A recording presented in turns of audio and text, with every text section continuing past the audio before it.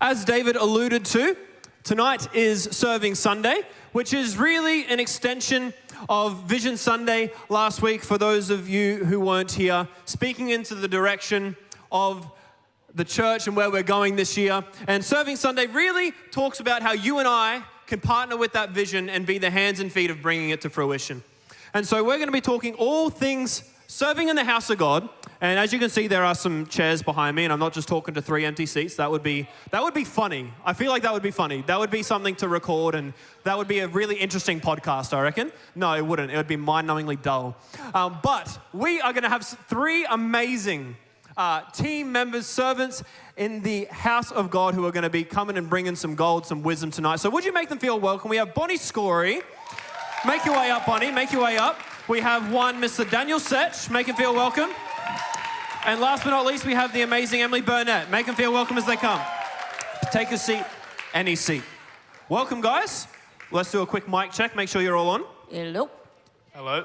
Hello. Here we are. Welcome. Thanks. Thanks for taking the time. We're going to chat. Some questions you have been prepared for, but whenever I am hosting a panel, I'll throw a couple of rogue ones in there and see how we go. Say again. An icebreaker. Yeah, we'll do an icebreaker. We'll do this or that again, I reckon. But before we go to the icebreaker, if you will, why don't you tell us a little bit about yourself? We already know your name. So how long have you been coming to church? What do you do for work? And what's your favorite team to serve on? Kicking off the bat, and you got to answer it. Yeah, okay. So I'm Bonnie. I've been coming along to C3 since 2021. Amazing. I'm a director here at C3 Powerhouse, so I serve at church on Tuesday and Wednesday, and I oversee the First Impressions team and the community care team. Yes, you do, and do a fantastic job at that. Yes, I do. And what is my favourite team to serve on? Jesus team. Jesus team. All right. That is a Christianese cop-out, I'm going to call that one, but it was well done. I like it. That is a great answer, though. It's true. Dan Setch, over to you. Hello. I am an artisan baker up at Rick's Artisan Pies in Sourdough Noosa. Let's go. Nice plug. I like it. And I serve on the youth team, and I'd say, and the A team, sorry, and I'd say probably the youth team is my favourite. Let's go, the youth team. Dan does such a fantastic job on the youth team and on the A team as well. But yeah, I appreciate the bias. He does a fantastic job in our youth team. Nice. And how long have you been coming along to church for? Sorry, Dan. Hang on. Dan hadn't answered that question. Oh, about 3 years now. How long? About 3 years now. 3 years. Amazing. And crushing it. Emily, over to you. You're ready to go. Okay. I've been coming to church for 7 years. 7 years? But My technically, I've been around for 11. You've been around for 11? Yeah, it was my, figuring it out stage, you know? Figuring it out stage, okay. And I serve on the youth team. Yes, you do. Yes, I do, and it's definitely my favourite. Yep. Let's go. Yep. That's awesome. These guys weren't even, planned to be youth team members, but I'm just I'm here for it. For those of you who don't know, I am also a part of the youth team, so I'm here for it. It is an amazing team to be a part of. It is, in fact, my favourite team. It is. Because, here's why. I get to do worship in that context as well. So it is just like the holistic, I win. It's true. I get to raise up the next generation of worship leaders. Let's go. Let's go, somebody. Anyway, I thought we'd just have a little bit of fun off the bat and do a little bit of this or that. We did it with Pastor John and Danielle last time I hosted them for a panel. It was fun. So we'll just kick off with a nice and easy one. Sweet or sour? Sweet. Sour. Sour. Okay, sour. I like it. Sandals or sneakers? Sneakers. Sneakers. Sandals. Nice. Okay, summer or winter? Definitely summer. Winter. Winter. Summer. Yeah, okay. Squats or sprints? Squats or sprints? Sprints. Squats. Nice. I am absolutely neither. Snakes or spiders? You got to pick one. Spiders. Yeah, spiders are me. Honestly, I'm a snake. I would prefer a snake over a spider any day, to be honest. Yeah, I am that guy. Gemma is an absolute no on that one. If a yeah, snake comes at me, it's my end. Yes. Anyway, bit of fun. We are going to kick into, I tried to make them all start with S to like flow into serving, but I couldn't do that with summer or winter. Anyway, we're here. The next S word that we're going to be talking about is serving. Love serving in the house of God. Let's hear from you guys. When did you first start serving in church, and how did you find yourself doing it? We'll start with you, Mr. Setch. I think I started probably back in December in 2022, probably about 3 months after I first started coming to C3 Powerhouse. Okay. How'd you land yourself that gig? Well, I was sort of in the phases of transitioning between churches at that time, and I sort of had an idea of what my calling looked like, but I just never sort of got rooted into the church that I was going to. But the youth team always seemed like a fun time to be a part of and everything like that, and just wanted to really be a part of a journey and walk a journey with a young person's life. Awesome, man. Love it. And you've been crushing it ever since. Emily, how about you? When did you start serving, and how did you find yourself doing it? So I was serving before I was actually saved. Unintentionally, it was I was like coming to youth on a Friday, and no one would drive me to youth, so I would catch the school bus at like 3:30. Youth would start at 7, and I would be upstairs cutting out flyers when I was 11. So good. Yeah. Wow. So you just kind of found yourself in it accidentally. Yeah, and Love then when I was 14, I started serving like on youth team and on the services team and worship. Awesome. Yeah. Was that all at once? Yeah. Dead set. Just out of curiosity, how did you find yourself serving on 3 teams just off the bat? Well, I was in youth and I joined the youth worship team, Okay. which flowed into Sunday worship team once I got saved. Yep, that is helpful. And, Very helpful. Yep, I know. And I just loved serving. Sweet. So you're just like, sign me up, I'll do it all. I want to give everything a go. Okay. Yeah. I like it. Yeah. And that's an encouragement for someone. Yeah. Maybe you feel called to serving, but you don't know where to start. Just pick somewhere and plant yourself and figure it out. I'm on one team now, but yeah. Yes, very good.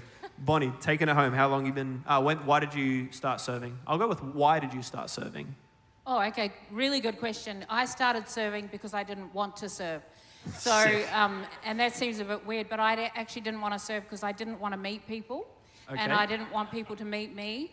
And then, I had this revelation from God going, well, how's that working for you? So sick. that's actually why I started serving. So my husband and I used to hide in the back row, and then we got found, and then all of a sudden introduced to other people, and it's like, oh my gosh, these people are actually really nice. Yes. And then from there we jumped onto the A team. Awesome. As team members, and then we became A-team team leaders, then the coaches. Awesome. Out of curiosity, how quickly after jumping onto the A-team did you start to like people? Pretty quickly. Pretty quickly. Yeah, I pretty would say, quickly. I would say Pretty it quickly. does come as a surprise that It you didn't want to really- meet people, Bonnie, because I would say you're probably one of the most people that I have ever met. So praise God that you stepped out and I know, how selfish was I? Keeping myself. But no, it was amazing. Joining a team was absolutely life-changing. That's awesome. Love a good back row bandit story. It's fun. And that is an encouragement to all of us. There is community to be found in teams. Absolutely. And even if you're resistant to it to begin with, dive in, because you never know what could happen. Anything could happen. Next question. How has being a part of the serving on a team impacted your relationship with Jesus? I'll start with you, Emily, because you obviously started before actually being in a relationship with Jesus. So obviously during that process, you found him. So I would say that's a pretty big one. How did the journey of being on the dream team bring you to that point of discovering Jesus? Yeah, I think it was honestly being in the room. Like, obviously, I was at youth for more than just the Lord when I was younger. What else were you there for? For the food. The food. Okay, and friends. For the boys. I'm getting Josh here just shouting down the boys. No, we're not getting a denial. We're not getting denial there. That's all right. There were no boys. Ew. Guys, I was 11. Chill out. No, I would say probably, being in the room was definitely a thing. And I think it was the encouragement of the leaders, because I didn't grow up around church. So the idea of having like leaders that were encouraging me and loving on me, I was like, oh, like this is a great place to be. Like, these are great people to be around. And when I finally met the Lord and started serving, like I would definitely say, because I knew that community of people, like I left for a little while, came back, got saved, and it made coming into this place so incredible and start serving, because it was just that tight-knit community that welcomed me with open arms when I was running from that for a good while. So that was such a beautiful thing, like the community, yeah. That's awesome. I love that. That's so beautiful. And from that moment of discovering Jesus and being welcomed back into that community, obviously you've continued serving because you're here. How did serving contribute to you growing in your relationship with Jesus? What did it do in you in that process? Yeah, I definitely, like you learn so much over the journey, like it's not always sunshine and rainbows. And you have different seasons of different capacity, but I would say like it teaches you to keep showing up in not just a serving way, but also for God. Like it teaches you, oh, my life is falling apart around there, but when I walk in these doors, God is here and I can focus on Him. Awesome. Yeah, so I would say that's like, it's just the showing up, yeah. So much power in showing up. It's so true. Your journey is actually quite similar to mine. I started serving on the youth band before I was saved. My guitar teacher just invited me along to start playing because I could play a chord. Praise God. And the last time I had been in any kind of church context, I was not there for the right reasons either. In fact, I ditched as soon as my parents dropped me off at the door. But then I got found by a leader and brought in. Anyway, that's my story. But yeah, just through being in that atmosphere of faith and joy and life, I was like, wow, there must be more to this than just singing some songs, clapping your hands and being all smiley. Maybe this Jesus fella is real. And the rest is history. It's so amazing. It's like osmosis. Yeah, you literally, through being in that atmosphere of faith, you actually begin to discover the one that everyone has their faith in. It's so powerful. So powerful. Dan, how about you? How has serving impacted your relationship with Jesus? I think it's helped me to grow a deeper heart and compassion for others, because naturally, with my backstory and everything, it's just like I sort of had a hardened heart all my life and everything like that. But the more and more I just keep showing up to church and hearing the situations of other people that they just live in and day out, it helps me to just be very thankful for, having a relationship with Jesus, and just even to see how people start to prosper out of their situations too. It just helps me to just realize of how much of a faithful God that we serve, how He wants us to be, how He just wants us to, prosper in every situation in life. That's awesome, man. I love that. And it's been beautiful, even in the context that we share together, to hear you talk about how passionate you are about others. And I think that is just so countercultural, right? Because the world says it's all about me. But the moment that you serve in the house of God, it changes your heart posture to go, actually, my life is so not about me. It is about others, and how can I pour into others that they would know Jesus and that their lives would be changed. And it's so rewarding, right? It's so much more rewarding than just like pursuing selfish gain. It's beautiful. It's beautiful. Bonnie, I'm going to go to you and ask you a different question. What's one of the greatest lessons? This is a rogue question. You're not prepared for this one. What's one of the greatest lessons you've learnt as a part of serving on team? Bonus points if it was a hard lesson for you to learn. Oh, wow. You know what? One of the greatest lessons was one of the scriptures is, don't rely on myself. I actually tried to do everything in my own strength. I learnt so much from that, so I stuffed it up before I got it right. I would go home tired, and then I would show up the next week, and then I would go home tired, and I just kept trying to do it all in my own strength, and realised that there's a whole team of people around here that want to serve, that want to help. I actually watched their journey. There was no need for me to be doing this all on my own, because it's just like you said, it is not about me. It is about doing it as a team. So one of the greatest lessons for me was, don't do it on your own. You've got a team of people that want to do it with you. And then doing that, my gosh, watching their journey and the transformation in their lives is what inspired me to learn more about Jesus. It's like, wow, look at the transformation of the team around us. People that didn't want to serve, that came from my mindset, I don't want to serve, I don't want to talk to anyone, I don't want to meet anyone, to now being on team and dining out together, ringing each other, praying for each other, has been absolutely life-changing. Yeah, come on, that's beautiful. Can we thank Bonnie for that? That's a real lesson. That's real, that's tough. And to help someone here who might be interested in joining a team or who has just joined a team and is used to doing life all on their own, like, just taking it and just, they might be a very high capacity person, they see a need, they feel a need. What's a best practice to operate as a team, to be a team player? Yeah, so that's a really great question. So one of the things that we really love to talk about is the values.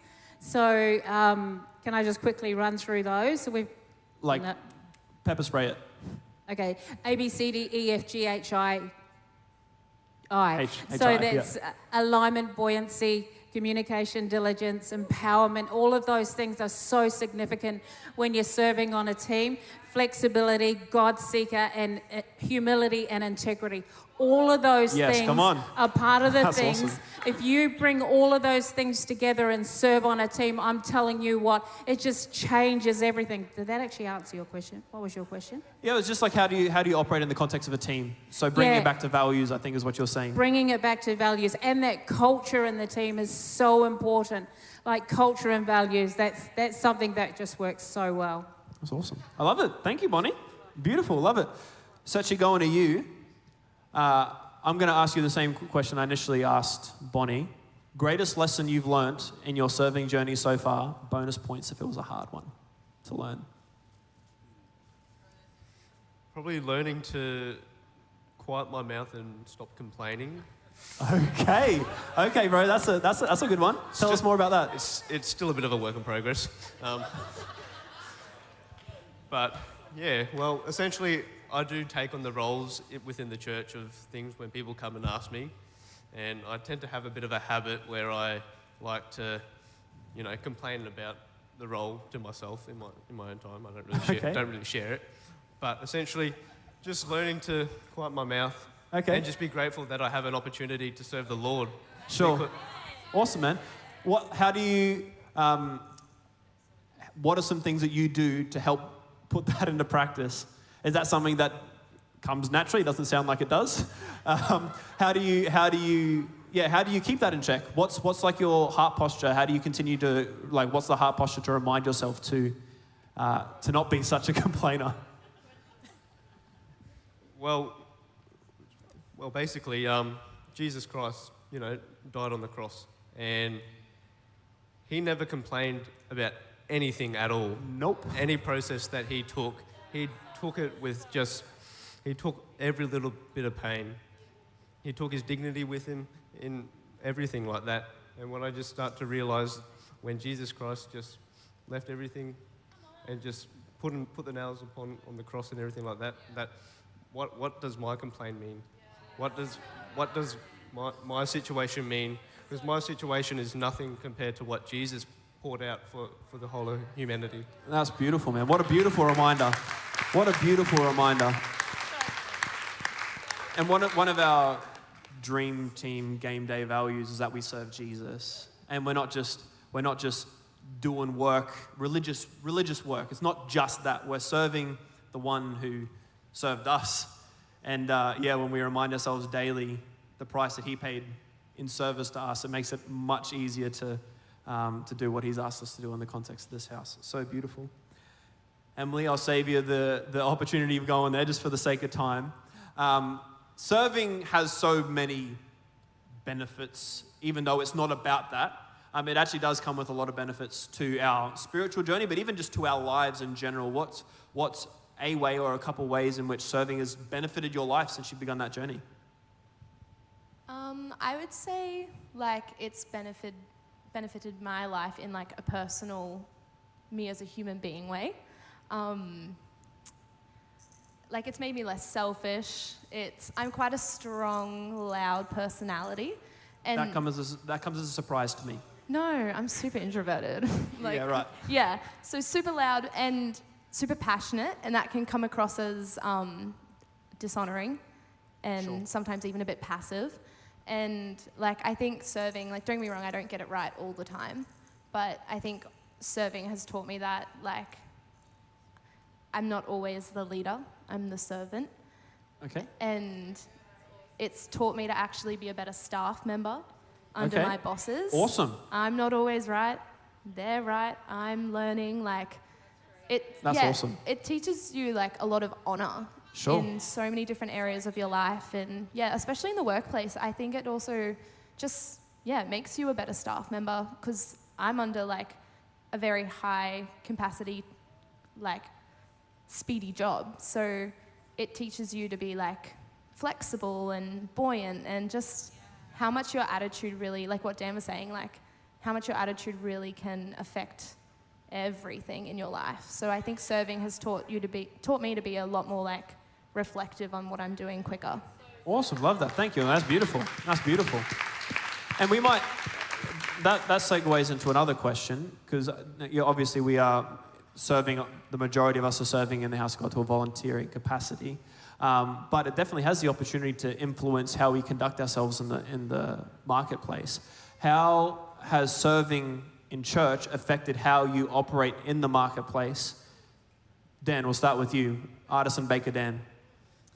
Well, working in a kitchen can sometimes be a lot of chaos. We have like 3 teams in our kitchen at work, and attitudes and emotions always flowing through the industry, and sometimes you cop a bit of the bullets that get sprayed from some of the other workers. Sometimes you can be the one shooting the bullets into the other workers. But I think just learning patience in a bakery or in my workplace is such an important thing. Patience and just timing.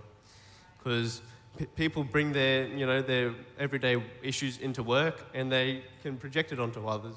It's true. And learning patience is, what I would say is very important. Awesome. And would you say that you've learnt that in the context of being, like, serving in the house of God as well?